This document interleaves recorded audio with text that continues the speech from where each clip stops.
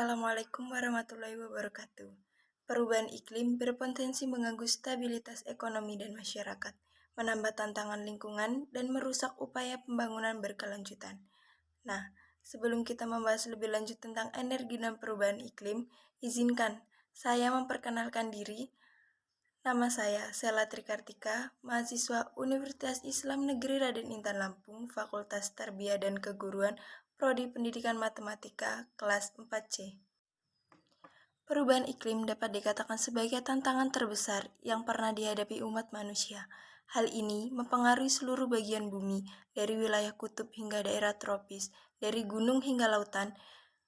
Dampaknya telah dirasakan oleh manusia dan alam di seluruh dunia. Menurunnya persediaan air bersih, perubahan cuaca ekstrim yang intensitas dan frekuensinya terus meningkat, kebakaran hutan, hingga matinya terumbu karang di lautan.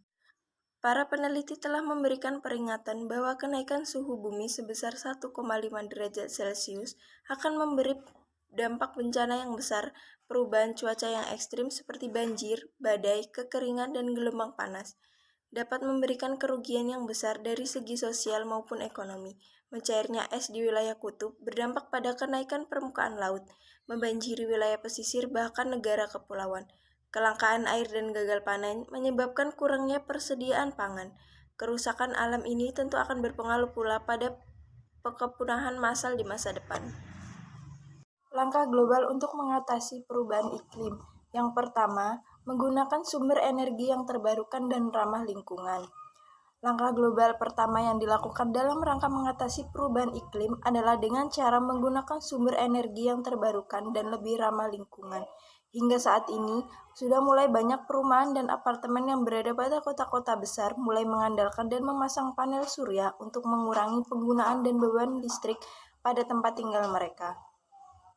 Yang kedua, membatasi penggunaan kendaraan berbahan bakar fosil. Saat ini, sudah banyak negara yang mulai memberlakukan uji emisi yang sangat ketat terhadap berbagai kendaraan komersil.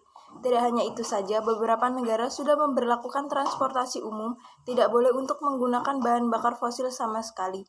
Dengan mengalihkan transportasi umum untuk tidak menggunakan bahan bakar fosil sama sekali, sangatlah membantu untuk mengurangi kadar emisi yang ada di udara.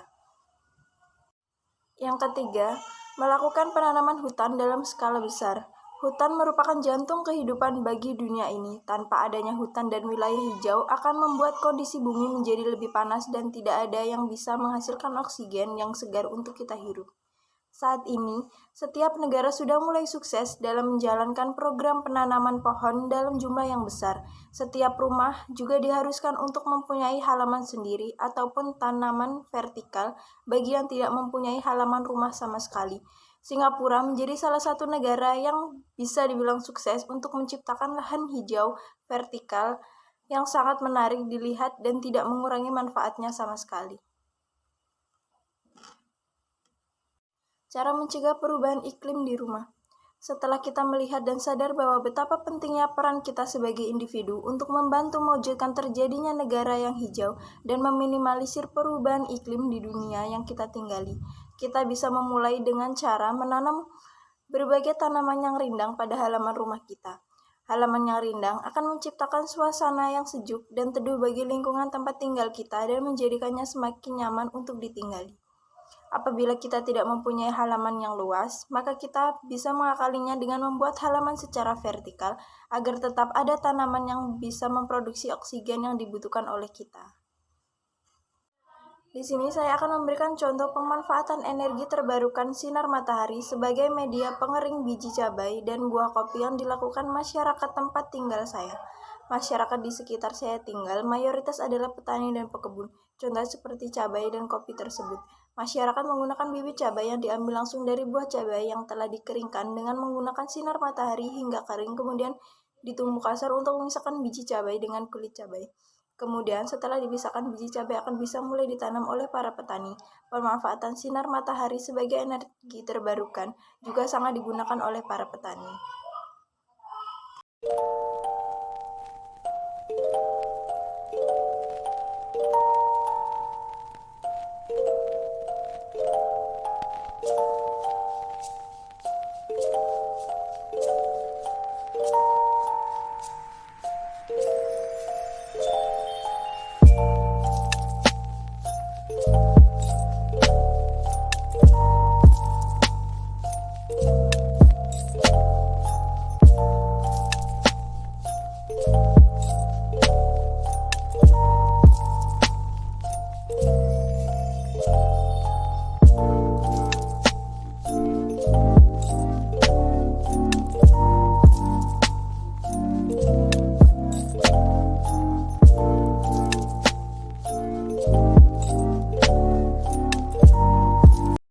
Sekian video pemaparan dari saya. Apabila ada salah kata, saya mohon maaf, dan kepada Allah saya mohon ampun. Saya akhiri. Wassalamualaikum warahmatullahi wabarakatuh.